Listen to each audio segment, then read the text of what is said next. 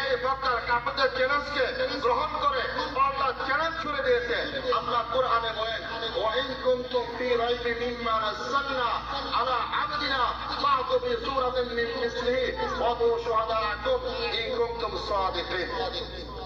আল্লাহ মক্কার কাফের, হ্যাঁ দুনিয়াবাসী, আমি আমার হাবিব মুহাম্মদের উপর যে কোরআন নাযিল করছি, তোমরা কোরআনকে চ্যালেঞ্জ গ্রহণ করো। আমি তোমাদের চ্যালেঞ্জকে গ্রহণ করে পাল্টা চ্যালেঞ্জ দিয়ে দিলাম, তোমরা দুনিয়ার সমস্ত শিক্ষিত মানুষ ও যত সহকারী আছে সমস্ত সহকারী মানুষকে একত্রিত করে সকলের সাহায্য সহযোগিতা নিয়ে সকলে মিলে আমার কোরআন তো পারবে না, আমার কোরআনে একটা সূরা তো পারবে না, একটা আয়াতের মতো পারলে একটা খণ্ড আয়াত বানিয়ে নিয়ে আসে।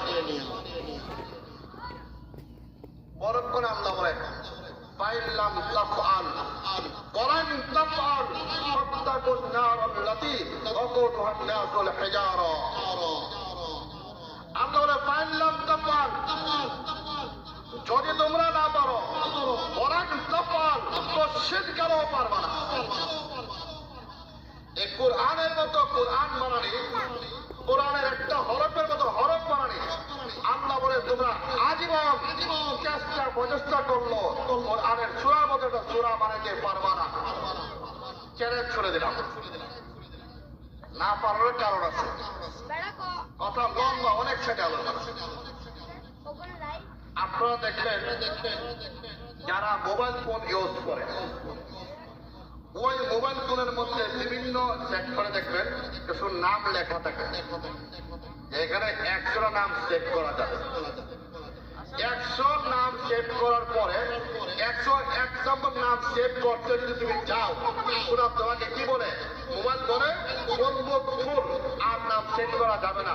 এতে বোঝা গেল যিনি ফোনটা বানাইছে উনি মান রেখে দিচ্ছে এরকম 100 নাম সেভ করা যাবে, 101 নাম সেভ করা যাবে না। আল্লাহ বলে, আমি যে তোমাদের মস্তিষ্ক দিলাম, তোমাদের মস্তিষ্কের ভিতরে তোমরা মেশিন গান আবিষ্কার করতে পারবা, অণুজান আবিষ্কার করতে পারবা, অস্ত্র শস্ত্র অত্যাধুনিক বিভিন্ন যন্ত্র আবিষ্কার করতে পারবা, কিন্তু কোরআন আবিষ্কার করার তো যোগ্যতাই তোমাদেরকে আমি দেয় নাই। তুমি কোনোদিন কোরআন আবিষ্কার করতে পারবা না।